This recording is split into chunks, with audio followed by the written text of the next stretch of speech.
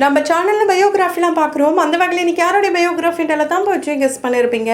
ஆமாங்க, singer and ஆக்டரான Poovaiyar பற்றி தான் எல்லாரும் இந்த வீடியோவில் பார்க்க போகிறோம்.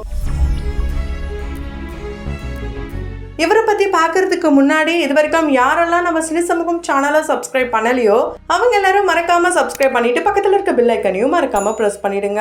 பூவையான்னு சொன்னா தெரியறதை விட கப்பீஸ் அப்படின்னு சொன்னா நம்ம வீட்டு பிள்ளைன்னு தான் சொல்ல முடியும். ஏன்னா அந்த அளவுக்கு பாடல் மூலியமா நம்ம எல்லார் மனசுலயும் இடம் பிடிச்சிட்டாரு. ஒரு சூப்பரான சிங்கரா திரையில பார்ப்போம் ஆசைப்பட்டோம். ஆனா சிங்கர் பிளஸ் ஆக்டராகவே வளம் வந்துட்டு இருக்காரு. அவருடைய வாழ்க்கையில அவ்வளோ கஷ்டங்களை கடந்து தான் இப்போ இந்த நிலைமைக்கு இருக்காருன்னே சொல்லலாம். இவரு இப்போ நம்ம எல்லாரையுமே கோமாளியாக நல்லா ஜாலியாக என்ஜாய் பண்ண வைக்க போகிறாருன்னே சொல்ல முடியும். ஏன்னா குக் வித் கோமாளி சீசன் 6ல் ஒன் ஆஃப் த கோமாளியாக இவர் இருக்காரு. ஆமாங்க, இப்போ 4 கோமாளி புதுசாக வந்திருக்காங்க. எந்த கோமாளி மாறி இருக்காங்கன்னு தெரியல. ஸோ எபிசோட்லாம் பார்த்தா தான் தெரியும். அண்ட் ஒரே ஒரு புது ஜட்ஜும் வந்திருக்காரு. இது வரைக்கும் 2 ஜட்ஜ் தான் இருந்தாங்க. இப்போ 3வது ஜட்ஜும் வந்திருக்காங்க. கண்டிப்பாக இந்த சீசன் ரொம்பவே இன்ட்ரெஸ்டிங்காக போகும்னு சொல்லலாம். ஏன்னா பிக் பாஸ் சௌந்தர்யா கோமாளியாக வந்திருக்காங்க. நல்ல வேலை குக்கா வரல. அவங்களுடைய குக்கிங்கை நம்ம எல்லாரும் பிக் பாஸ் வீட்லயே பார்த்துருக்கோம். புளி அதிகமாகிடுச்சு அப்படின்ட்டு வெண்ணெல்லாம் போட்டிருப்பாங்க. ஸோ பிக் பாஸ் முத்துக்குமரன்லாம் நல்ல சமையான கவுண்டர்லாம் கொடுத்துருப்பாரு. முதல்ல எலிமினேஷனில் உன்னை போட்டிருக்கணும் அப்படிலாம் சொல்லியிருப்பாரு. இன்னும் ஃபன்னான விஷயங்கள் எல்லாத்தையுமே நம்ம தொடர்ந்து அந்த எபிசோட்ல பார்க்கலாம். அதுக்கு முன்னாடி பூவையார் கோமாளியா வந்தது எங்களுக்கு ரொம்ப ஹாப்பியா இருக்கு. நாங்கள் அவரை ரொம்ப நாளாக மிஸ் பண்ணிட்டு இருந்த மாதிரி ஃபீல் ஆச்சு. இப்போ கண்டினியூஸாக பார்க்க போகிறோம் வாரன்ட்டு யாரெல்லாம் சொல்றீங்களோ அவங்க கமெண்ட் பாக்ஸில் மறக்காம கமெண்ட் பண்ணுங்க. இப்போ பூவையார் பார்த்தீங்கன்னா அவருடைய லைஃப்ல நடக்கிற நிறைய பெரிய பெரிய விஷயங்களை அவருடைய ஃபேன்ஸ்க்காக அப்டேட் பண்ணிட்டா இருக்காரு. அந்த வகையில் சமீபத்தில் அவர் கார் வாங்கின விஷயத்த ரொம்ப ஹாப்பியாக ஷேர் பண்ணியிருந்தாரு. அவருக்கு வாங்கின கார் பார்த்தீங்கன்னா என்னவோ நம்மளே வாங்கின மாதிரி இருக்கு அப்படின்ட்டு நிறைய பேர் ரொம்ப பாசிட்டிவான கமெண்ட்ஸ் தான் சொல்லிட்டு இருந்தாங்க. பூவையார் எந்த அளவுக்கு ஒரு ஜாலியான பர்சனாக இருந்தா கூட அப்படியே அவருடைய லைஃப்ல நிறைய ட்ராஜடி அப்படின்னு தான் சொல்ல முடியும். ஏன்னா அப்பாவுடைய இறப்பு அப்படின்றது அறியாத வயசுல நடந்திருக்கு. அது கூட இவர் தெரியாம இருந்திருக்காரு. ஆனா இப்போ அந்த இறப்பை நினைச்சு ஒவ்வொரு நாளுமே கண்ணை சிந்திட்டு இருக்காராம். பூவையார் 2008 தான் பிறக்கிறாரு. இப்போ அவருக்கு வயசு 17 ஆகுது. ஸ்ரீபெரும்புத்தூர் தான் பிறந்திருக்காரு.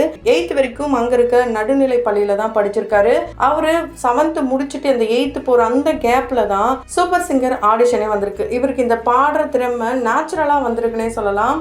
இயற்கையாகவே அவர் சும்மாவே பாடுவாராம். அதை தெரிஞ்சுக்கிட்ட அந்த ஏரியாவுடைய ஒரு பிரதர் அவருடைய அண்ணனாவே இருந்துட்டு வராரு மணிகண்டன். அவரை நிறைய இடங்கள்ல இவர் மென்ஷன் பண்ணியிருக்காரு. ஸோ கிட்டத்தட்ட 11 வருஷமா இவர் கானா பாடல் பாடிட்டு வராருன்னே சொல்லலாம் பூவையார். இந்த பூவையார் அப்படின்னு பேருக்கு பின்னாடியே ஒரு சில சர்ச்சைகளும் ஏற்பட்டிருக்கான். ஏன்னா அவங்க அப்போ உயிரோடு இருக்கும் போதே இவர் அவருடைய வீட்டுக்கு 3வது மகனாங்க. ஏன்னா ஆல்ரெடி அவங்களுடைய அக்கா அண்ணா எல்லாருமே இருக்காங்க. இவர் தான் சின்ன பையன். நிறைய பேர் ஒரு கட்சியில இருந்து கேட்டாங்களா, என்ன கட்சி தலைவருடைய நேம்லாம் வச்சிருக்கீங்க, அவர் எவ்வளவு பெரிய ஆளுன்னு தெரியுமா, அவருடைய பேரு உன் பையனுக்கு வச்சிருக்கீங்க, இப்படிலாம் கேட்கும் போது தலைவர் நீங்களாம் சொல்றீங்களா, அந்த அளவுக்கு பெருமையா பெரியவரா பேசுறீங்களா, அதே மாதிரி என்னுடைய மகன் எங்க குடும்பத்துக்கும் சரி இந்த நாட்டுக்கும் பெருமை சேர்ப்பான். கண்டிப்பா என்னுடைய மகன் ஒரு நாள் நீங்க எல்லாருமே பேர் சொல்ற வகையில அவன் பேர் இருக்க போது பாருங்க, இப்படிலாம் அவங்க அப்பா அப்பவே சொன்னாராம். அந்த விஷயத்த ஒவ்வொரு நாளும் இவங்களுடைய அம்மா இவருக்கு சொல்லி சொல்லி வளர்த்திருக்காங்க. குடும்ப கஷ்டம் என்னன்ட்டு தெரிஞ்சு வளர்த்திருக்காங்க. ஏன்னா இப்ப இருக்கிற காலகட்டத்துல பேரண்ட்ஸ் என்ன நினைக்கிறாங்கன்னா, பசங்களுக்கு கஷ்டம் தெரியக்கூடாது, அவங்க என்ன நினைச்சாலும் என்ன ஆசைப்பட்டாலும் வாங்கி தரணும்ட்டு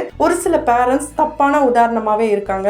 ஏன் அப்படின்னா, என்னதான் வசதி படைச்ச ஒரு குடும்பமா இருந்தாலும் குழந்தைங்க 4 பேர்கிட்ட பழகதான் செய்வாங்க. அப்படி பழகினாங்க அப்படின்னும் போது அந்த வறுமைனா என்ன தெரியணும், கஷ்டம்னா என்ன தெரியணும், எந்த சூழல்ல எப்படி நடந்துக்கணும் கண்டிப்பா தெரியணும். ஒரு சில பேரண்ட்ஸோட தவறான கைடன்ஸால ரொம்பவே அடமெண்டாவும் இருக்காங்க. ஸோ அதுக்கு எல்லாத்துக்குமே ஒரு புறம்பான ஒரு எடுத்துக்காட்ட நல்ல ஒரு எடுத்துக்காட்டா வளம் வந்துட்டு இருக்காரு நம்மளுடைய பூவையாரான கப்பீஸ் அவர்கள். மாகாபா ஆனந்த் அவர்கள் தான் இவரை கப்பீஸ் அப்படின்னே சொல்லுவாரு. அதனாலே பாத்தீங்கன்னா படிப்பு ஒரு பக்கம் ஆக்டிங் ஒரு பக்கம் சிங்கிங்ட்டு செம்மையா அவருடைய லைஃப் ரொம்ப அழகாவே வாழ்ந்துட்டு வராரு. ஆனா சிங்கிங் ஃபர்ஸ்ட் இவர் பாடினது எங்கன்னு பாத்தீங்கன்னா ஒரு டெத் வீட்டில் தான் பாடினாராம். 16வது நாள் காரியத்துக்கு தான் இவர் ஃபர்ஸ்ட் டைமா பாடினாராம். இவருக்கு 8 வயசு இருக்கும் போது இவர் பாட ஆரம்பிச்சிருக்காரு. அங்கிருந்து தான் இவங்களுடைய பிரதரான மணிகண்டன் தூக்கி விட ஆரம்பிச்சிருக்காரு. நிறைய கச்சேரிகளுக்கு போயிருக்காரு. கானா பூவையார் அப்படின்னே சொல்லலாம். கானா பாட்டு, குத்து பாட்டு இது எல்லாத்தையும் தாண்டி இப்போ மெலடி கூட சூப்பராகவே பாடுறாரு. ஏன் இப்போ ரீசெண்டா வெளியான ப்ரோமோல குக் வித் கோமாளி சீசன் 6 ப்ரோமோக்கே இவர் தான் சாங் பாடியிருக்காரு. எல்லாருக்குமே அந்த பாடல் ரொம்ப பிடிச்சிருக்கும் நம்புறேன். இவர் சினிமா பாடல்களையும் கானா பாடலையும் தாண்டி ரியாலிட்டி இப்போ என்ன நடக்குதோ அதை வச்சே பாடல்கள்லாம் செம்மையாக பாடுவார்.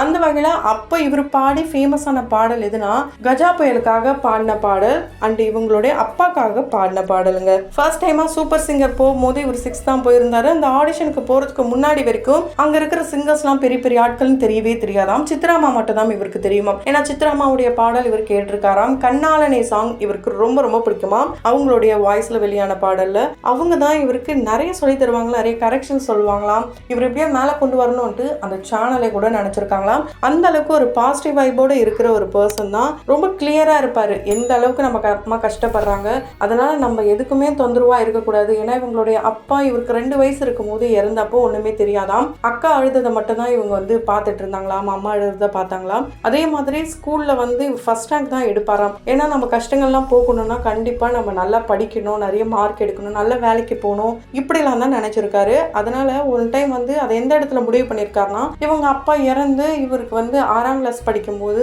இவங்க அம்மா இவருடைய ரேங்க் கார்டில் சைன் போறதுக்காக இவங்க அம்மா கூப்பிட்டு போறதுக்காக ரொம்ப நேரமா அந்த கேட்டு வாசலே நின்றுட்டு இருந்தாராம். அவங்க அம்மா வேலை பார்த்துட்டு இருந்த இடத்துல அவங்க அம்மா ஆரம்ப காலகட்டத்தில் 100 நாள் வேலை திட்டத்துல தான் வேலை பார்த்துருக்காங்க. அதுக்கப்புறம் தான் ஒரு கம்பெனில போய் வேலை பார்த்துருந்துருக்காங்க. ஆனா அவங்க கொஞ்சம் கூட பர்மிஷன் கூட கொடுக்கலையாம். செருப்பு கூட அவங்க அம்மா வந்து அந்த கம்பெனில போடக்கூடாது அப்படின்னு ரூல்ஸ்லாம் கூட இருந்துதான். இந்த மாதிரி சூழலை பார்த்துட்டு ரொம்பவே எமோஷனல் ஆயிட்டாராம் அந்த 6வது படிக்கும் போதே. அதுக்கப்புறம் தான் எல்லாத்துலயும் first rank.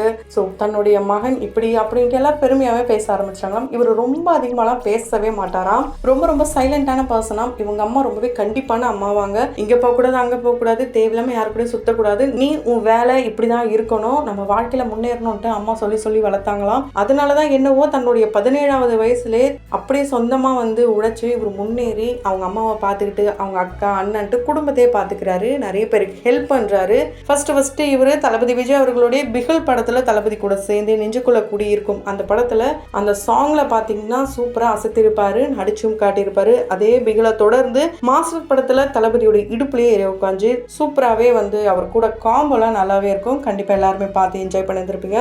First AR Rahman அவர்களை பார்க்கணும் அப்படின்றது மிகப்பெரிய கனவா இருந்திருக்கு. ஆனா நம்ம ஏஆர் ரகுமான் அவர்கள் தான் பார்க்க போறோம்னு தெரியாமலே இவர் போய் பார்த்துட்டு பாடிட்டும் வந்திருக்காரு. அதுக்கப்புறம் தான் கொரில்லா படத்துல, அதுக்கப்புறம் லிஃப்ட் படத்துல இன்னா மயில பாடல், ஷார்ட் பூத் 3 இதுல வந்து த கேங் சாங், தில்லு அப்படின்ற படத்துலயும் பாடியிருக்காரு. அந்த கன் படத்துல ஆக்ட் பண்ணியிருக்காரு, மாஸ்டர் படத்துல ஆக்ட் பண்ணியிருக்காரு, கூகுள் குட்டப்பன், கோப்ரா இது போல படங்கள்லாம் ரொம்ப முக்கியமான ரோல் இவர் பண்ணியிருக்காரு. கண்டிப்பா இவர் இன்னும் மென்மேலும் வளரணும். இந்த குக் வித் கோமாளி சீசன் 6 மூலியமா இன்னும் பிரபலம் ஆகணும். அண்ட் அவருடைய இன்னொரு சைடு என்ன, அதாவது ஜாலியான ஃபன்னான சைடு என்னன்றத நம்ம அந்த ஷோல பார்த்து தெரிஞ்சுக்கலாம். அதுக்கு முன்னாடி எனக்கு பூவையார் என்கிற கப்பிஸை ரொம்ப பிடிக்கும்ட்டு யாரெல்லாம் சொல்றீங்களோ அவங்க கமெண்ட் பாக்ஸ்ல மறக்காம கமெண்ட் பண்ணுங்க. தொடர்ந்து பயோகிராஃபில பார்த்து என்ஜாய் பண்ணணும்னு நினைச்சீங்கன்னா உடனே நம்ம சினி சமூகம் சேனலை சப்ஸ்கிரைப் பண்ணிட்டு பக்கத்துல இருக்க பெல் ஐக்கனையும் மறக்காம பிரஸ் பண்ணிடுங்க.